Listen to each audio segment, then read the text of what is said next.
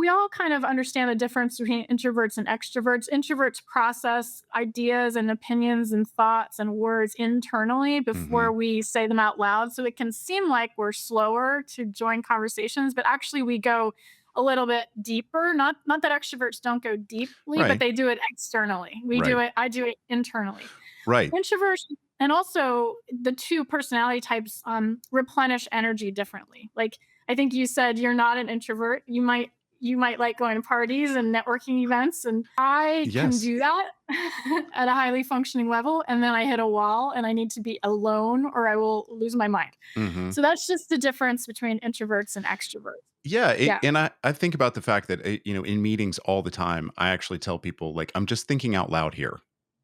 And that kind of as an example of, like, I think with my words that are that at that time, and I'm okay with that. That's just how I operate, but that's not how an introvert would operate. No, we do it totally internally. There's actually science that shows that I don't know how they figured this out, but introverts use a longer neurological pathway when they're thinking about things than extroverts do. Hmm, So extroverts are quicker to join, get those words out of their heads, whereas introverts are processing, like I said, words, ideas, opinions, solutions to problems really on a method. I can never say that word right. Really methodically, yeah. internally.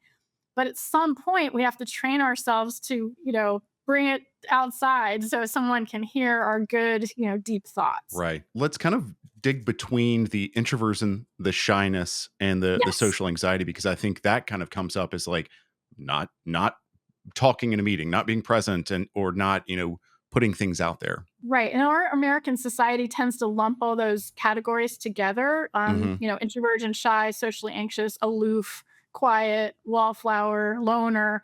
But really, introversion is just what I just described, is just processing things internally and needing to be alone to replenish energy. Shyness and social anxiety are a fear of judgment or a fear of criticism. Okay. So you can be a completely confident introvert and not worry at all what people think of you in that meeting when you're the last person to speak. But if you're a shy person, I grappled with extreme social anxiety and extreme public speaking anxiety for a long time. And so until I started researching and writing about this, that's when you're sitting in the meeting and you're like, oh my gosh, I'm the last person to speak. Everyone's going to look at me.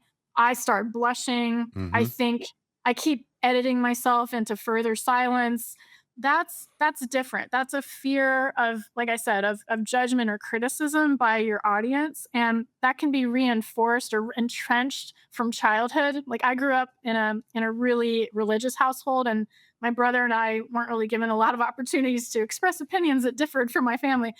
And so that sort of set us up a little bit for being worried about when we do express opinions, what people are going to think. Now, you Mhm. can work through that and become a really amazing, public speaker, even if you're shy and have social anxiety, which I can talk about a little bit more if you want me to. Yeah, yeah. Let's. But before we hit that specifically, one of the things that struck me, and I feel bad that I've never thought about it before, because I think about this with, like, ADHD and things like that, is the idea of introversion used and wielded, Mhm. appropriately, is a superpower. It completely is. And it's when introverts can realize that it's a superpower and give themselves permission to sort of reject those well-meaning messages like fake it till you make it. Hmm. Say, "No, I'm not going to fake extroversion. I'm actually going to embrace introversion." And then so when I wrote my introversion book, I read 26 books by other I saw experts that. to understand the strengths that introverts bring to every interpersonal dynamic. And they're things like active listening. Hmm. Like an introvert in a meeting can sort of cut through all the noise and chaos and focus on like what each person has said and then synthesize it together. Super helpful in the legal profession, right? Yeah. Active listening. Like I said, thoughtful problem solving because you're really vetting solutions to problems for a long time before you make a suggestion. The research shows that introverts have a tendency toward empathy and can really hear what the other person is saying and understand that from that person's point of view. Not that extroverts can't. I never Right. want to sort of pit the two personalities against each other, but introverts have a good sensitivity to nuance. Like they can sort of read through the lines read between the lines about what a client or a colleague or a opposing counsel is saying to them. Mhm. So introverts bring just tremendous asset. We're good writers usually because we like to write out our thoughts before expressing them aloud. Yeah. So there's so many strengths that to me it really is a superpower. And when introverts decide to actually step into the speaking arena or grab the microphone or hang on to the podium, watch out because that's when the magic happens. Like they are, if they have something to say Mhm. and say it, it's going to be really impactful because introverts don't just want to speak for the sake of speaking.